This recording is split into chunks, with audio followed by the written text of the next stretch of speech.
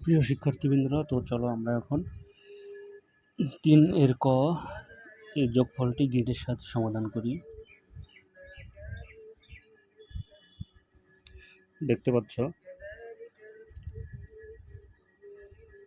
3 এর ক 1/3 যোগ 1/3, এটা আমরা গ্রিডের সাহায্যে সমাধান করেছি। তোমরা ভালো করে লক্ষ্য করো যে 1/3, এখানে 1 হচ্ছে লব, 3 হচ্ছে হর। তো হর হচ্ছে মোট অংশকে নির্দেশ করে। তো যেহেতু 3 রয়েছে, এই জন্য আমরা 3টি ঘর নিয়েছি। দেখতে পাচ্ছ তোমরা 1, 2, 3। এর মধ্যে 1 হচ্ছে লব।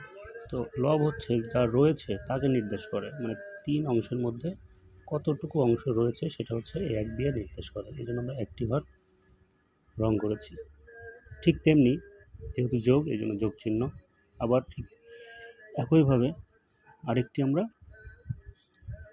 ঘর করেছি যার মধ্যে 3টি ঘর রয়েছে। এখানে আমরা একটি ঘর রং করেছি। কারণ কি? কারণ আমার লব হচ্ছে 1, লব যত থাকবে ততটি ঘরই আমরা রং করব। লব যদি 2 হতো 2টি ঘর, 3 হলে সম্পূর্ণ 3টি ঘরই আমরা রং করতাম।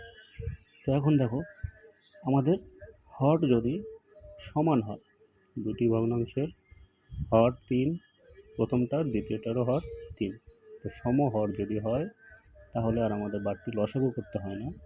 তো যোগফলে গিয়ে হর কমন 3 থেকে 3 হয়ে যায়।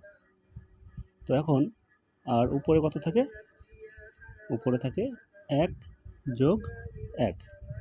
তোমাদের এটা আমি একটু আলাদা করে দেখিয়ে দিই। দেখো বন্ধুরা, 1 যোগ 1, আর নিচে যেহেতু সমহর এই জন্য 3-এর 3। তো 1 আর 1 যোগ করলে কত হয় বন্ধুরা? 2, 2/3। আশা করে বুঝতে পেরেছো তোমরা, আশা করি।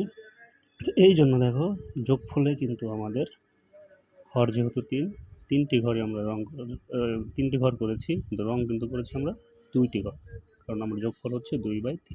তো লবের সমপরিমাণ ঘর আমরা রং করে দেব। তো এই হলো আমাদের গ্রিডের সাহায্যে যোগফলের সমাধান। খুবই সহজ।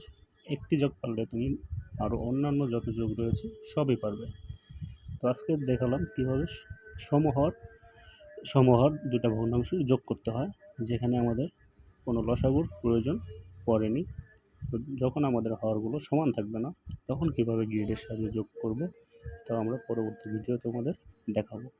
আর আমার কথাগুলো যদি অস্পষ্ট মনে হয় বা কথা শুনতে সমস্যা হয়, তোমরা কানে ইয়ারফোন ব্যবহার করবে। আর অঙ্ক বুঝতে সমস্যা হলে কমেন্ট বক্সে অবশ্যই জানাবে।